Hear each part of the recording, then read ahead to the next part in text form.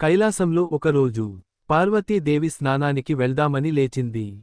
కాని కైలాసంలో ప్రైవసీ అనేది ఉండదు.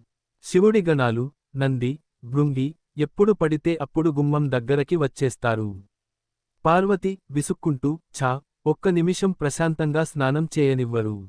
ఎవరో ఒకరు తలుపు తడతారు. నాకంటూ ఒక కాపలాదారు లేకపోయే. శివుడి వాళ్లంతా ఆయన మాటే వింటారు. అలా అనుకుంటూ స్నానానికి నలుగు పెట్టుకుంటోంది. ఆ నలుగు పిండిని చేతిలోకి తీసుకుని చూసింది. పార్వతి తనలోనే నాకంటూ ఒక కొడుకు ఉంటే బాగుండు. నా మాట మాత్రమే వినేవాడు. నేను చెప్తే గుమ్మం దాటి ఈగ కూడా రానివ్వనివాడు. అంతే, అమ్మవారి సంకల్పం అది. ఆవిడ చేతిలో ఉన్న నలుగు పిండిని తీసి ప్రేమగా, జాగ్రత్తగా ఒక చిన్న పిల్లాడి రూపంలో చేసింది. పసుపు రంగు దేహం, గుండ్రటి బొజ్జ, బుగ్గలు ఎర్రగా. చూస్తే ముద్దొచ్చేలా ఉన్నాడు. తర్వాత ఆ బొమ్మ మీద తన ప్రాణశక్తిని ఊదింది.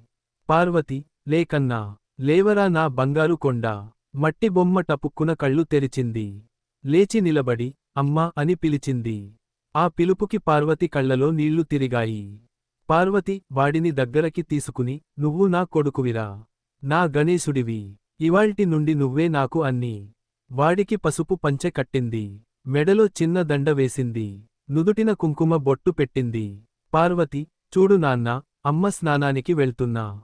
నువ్వు ఈ గుమ్మం దగ్గర కూర్చో. నేను చెప్పేదాకా ఎవర్నీ లోపలికి రానివ్వకు. శివుడు వచ్చినా సరే ఆపేయాలి. సరేనా? బాలగణేశుడు ఛాతి విరుచుకుని ఇస్తాను అమ్మా. మాట ఇచ్చేశాను. నువ్వు ధైర్యంగా వెళ్ళు. ఇక్కడ గణేశుడు ఉన్నాడు. అమ్మ మాట దాటితే ఈ గదతో తల పగలగొడతాను. ఎవడొచ్చినా లెక్కలేదు. పార్వతి నవ్వుతూ, వాడి బుగ్గగిల్లి, నా కొడుకు.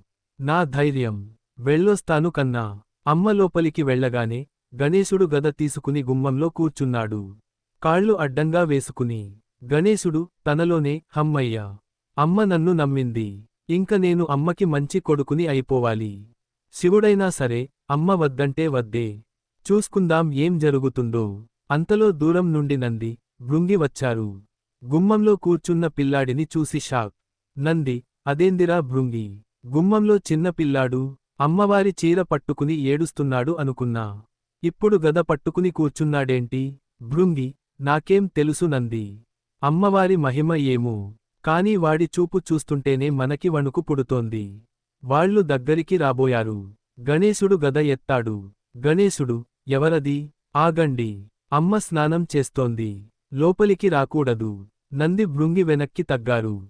సరిగ్గా అప్పుడే శివుడు వచ్చాడు. చాలా రోజుల తర్వాత సమాధి నుండి వస్తున్నాడు.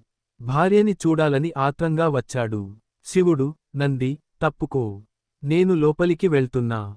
గణేశుడు లేచి నిలబడ్డాడు. గద అడ్డం పెట్టాడు. గణేశుడు, నువ్వెవరైనా సరే అమ్మ అనుమతి లేనిదే లోపలికి వెళ్లడానికి వీల్లేదు. శివుడు ఆశ్చర్యంగా, ఏంటి? నేను శివుడిని. ఇది నా ఇల్లు. నా భార్యని చూడటానికి నాకే అనుమతి కావాలా? తప్పుకో బాలుడా. గణేశుడు, నాకు తెలీదు. నేను మా అమ్మ కొడుకుని. అమ్మ మాటే నాకు వేదం. ఆవిడ వద్దంది. అంతే. శివుడికి కోపం వచ్చింది. ఎవడ్రా వీడు నన్నే ఆపేది? అని గణాల్ని పిలిచాడు. గణాలంతా వచ్చి గణేశుడితో యుద్ధం చేశారు. కాని ఆ పిల్లాడి ముందు ఎవరూ నిలబడలేకపోయారు. గద ఒక్కవేటుకి అందరూ ఎగిరి పడ్డారు. చివరికి శివుడికే కోపం వచ్చింది. తన త్రిశూలం తీసుకుని గణేశుడి తల నరికేశాడు. లోపల స్నానం చేస్తున్న పార్వతికి విషయానికి తెలిసింది. పరుగున బయటికి వచ్చింది. తన కొడుకు తల లేకుండా పడి ఉండడం చూసి ఆవిడకి పిచ్చెక్కిపోయింది. పార్వతి అరుస్తూ, ఆపండి. ఏం చేశారు? నా కొడుకుని చంపేశారా? నేను మట్టితో చేసుకున్న నా కొడుకుని. నా మాట కోసం ప్రాణం ఇచ్చాడు. ఆవిడ కోపంతో కాళికలా మారిపోయింది. ఇప్పుడు ఈ సృష్టినే నాశనం చేస్తా అని విజృంభించింది. బ్రహ్మ, విష్ణువు అందరూ వచ్చి బతిమిలాడారు. శివుడు తప్పు తెలుసుకున్నాడు. శివుడు, దేవీ శాంతించు. నీ కొడుకుని నేను బతికిస్తాను. గణాల్లారా, ఉత్తర దిక్కుగా వెళ్లి మొదట కనిపించిన ప్రాణి తల తీసుకురండి. గణాలు వెళ్తే ఒక ఏనుగు పిల్ల కనిపించింది. దాని తల తీసుకొచ్చారు. శివుడు ఆ ఏనుగు తలని గణేశుడి మొండేనికి అతికించి తన త్రిశూలంతో ప్రాణం పోశాడు. గణేశుడు అమ్మా అంటూ లేచాడు. పార్వతి ఏడుస్తూ వాడిని గుండెలకు హత్తుకుంది.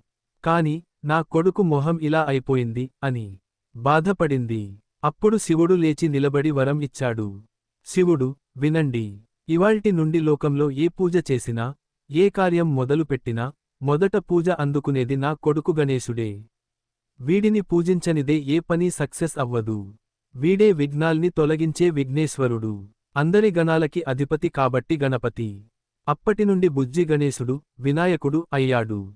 అమ్మ మాట కోసం తల ఇచ్చి, తిరిగి ఏనుగు తలతో లేచిన మొదటి పూజ అందుకునే దేవుడు అయ్యాడు. అది గణేశుడి పుట్టుక కథ. అమ్మ ప్రేమ, కొడుకు మాట మీద నిలబడడం, చివరికి దేవుళ్ళే దిగి వచ్చేలా చేసిన గొప్ప కథ.